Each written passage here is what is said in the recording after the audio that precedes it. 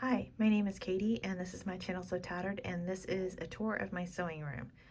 I've had quite a few people ask for a tour, so I thought, well, while it's clean, I'll go ahead and do that. This is a very eclectic room full of odd things, but they're very sentimental to me, and I'm a firm believer of if you love it, it works. So you're gonna see some odd things in this room, but I'm hoping that some things might inspire you to think out of the box about storage and things like that. So I'm gonna start with this table in the middle of the room.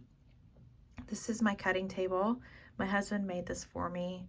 He made it a good height for me so that I don't hurt my back while cutting fabrics. And to the right on the table, I've made a little spot where I can also iron. So it's been very useful in this space, even though it takes up a ton of room. And then over here, I have a rack that holds my quilt tops that need to be quilted. It's kind of nice to have them staring at me, so it's a constant reminder that I need to get back to them.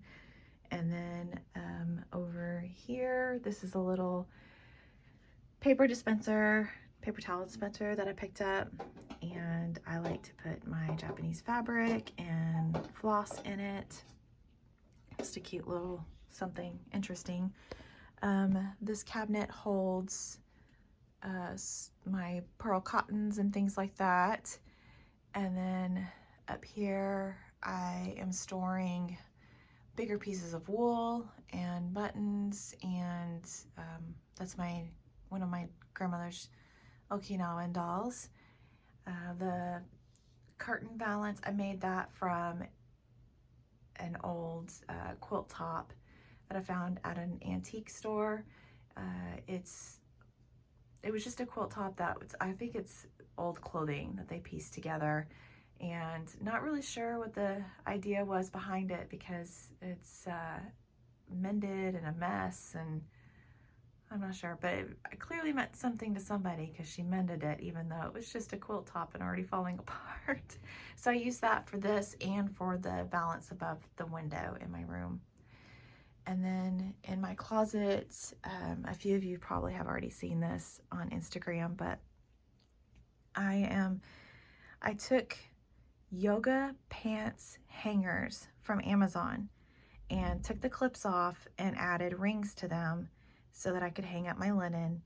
And then I used the hanger part for my floss. So this is floss in my stash that's not in a kit, and I have them by alphabetical order and maker hanging up there. So nothing went to waste on the hangers, except I don't use them for yoga pants.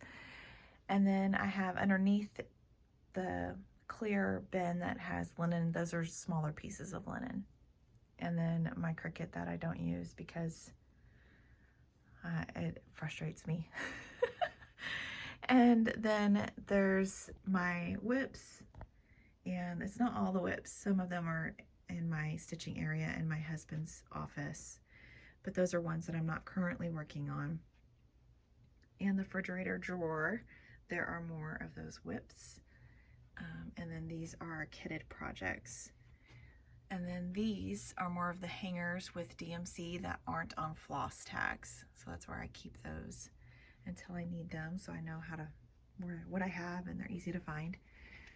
This is my collection of half a yard to yard or more yardage. I use comic book boards to wrap the fabric on so that I can see what I have. And I've been doing this for years, and I love this method. And just a few things, little containers full of things that I use regularly. Some binders, those have my templates and quilt wool patterns, things like that.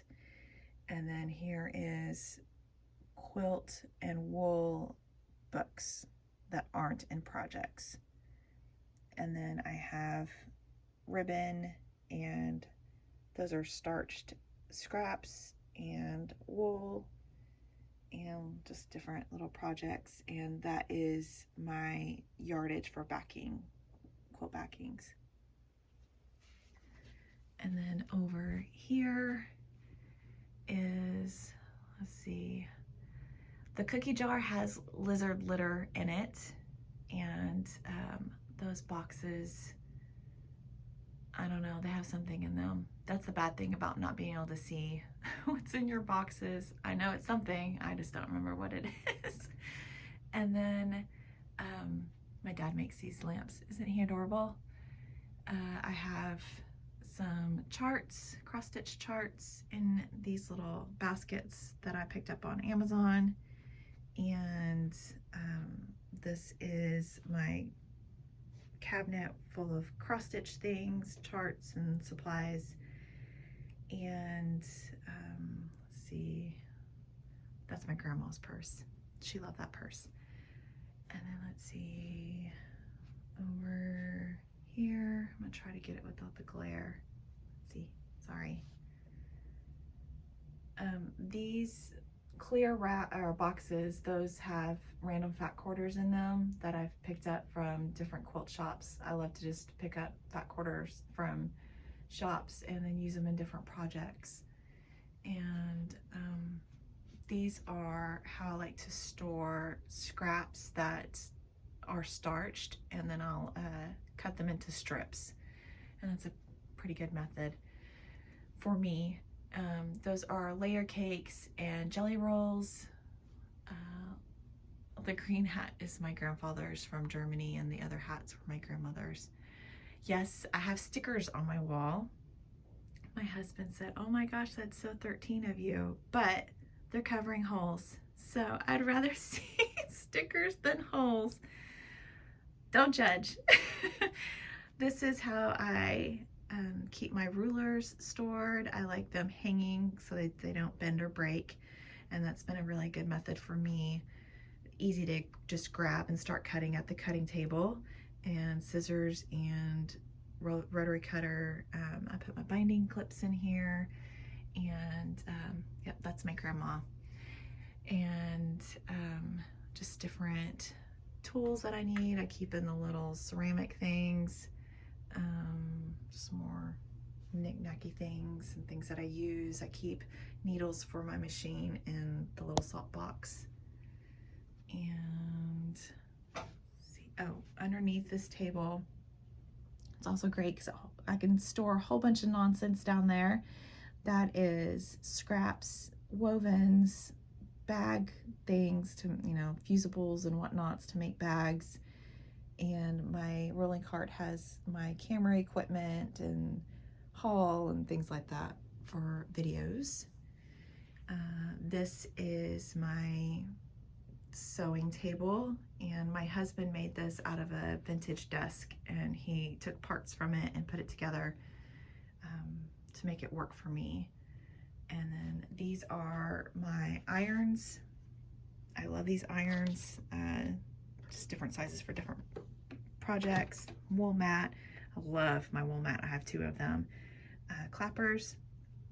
This is where I keep threads that I use pretty often. And then just a little cabinet that I thought was cute. Pottery. A lot of the pottery that's in here is my grandmother made. She was really into ceramics. Up here, that's my first sewing machine that I learned how to sew on, and then that's my grandmother. Yes, my grandmother is in my sewing room, and I think she would like it in here because all her things are in here. So, and that's another one of our Okinawan dolls, and then my dog Maisie, who passed last year, she's here. These are fat quarter bundles that were in collections, and I have them by designer. And so like for Betsy, this is fat quarter bundles in yardage, and I try to keep it all together so that it's easy for me to put a quilt together with everything that I have. But yeah, just different designers, easy to pull when I'm wanting to work on something. And then underneath this part is more storage, things like that. This table is another one that my husband made. It's an ironing table. I wanted a huge space to be able to iron on. And so he made it on wheels so I can roll it around the room to get it out of the way when I'm doing other things. And it's also great because it holds different projects that I should be working on that I'm not working on. That's okay. So it's very functional. I love this table. And then up here, my TV. That's a little mini design board that I have Velcro to the wall so I can take it off the wall and use it when needed. And my craft supplies on the pegboard. And then this is my big design wall that my husband made for me. It's made out of insulation sheets and flannel. And so I love this thing. It works out great. I'm a very visual person. I need to see it laid out. And for something like this project, I needed it all laid out so I knew exactly where to place things. But yes, this was supposed to be a Father's Day quilt for my husband, and Father's Day has come and gone. And I still haven't finished it. It's fine. He says as long as it's done when it gets cold, he's fine with it. And then that's a drying rack that I use for my, after I starch my fabrics, I put them on that. And yeah, that's it. That's my sewing room. And I hope that something has given you an idea.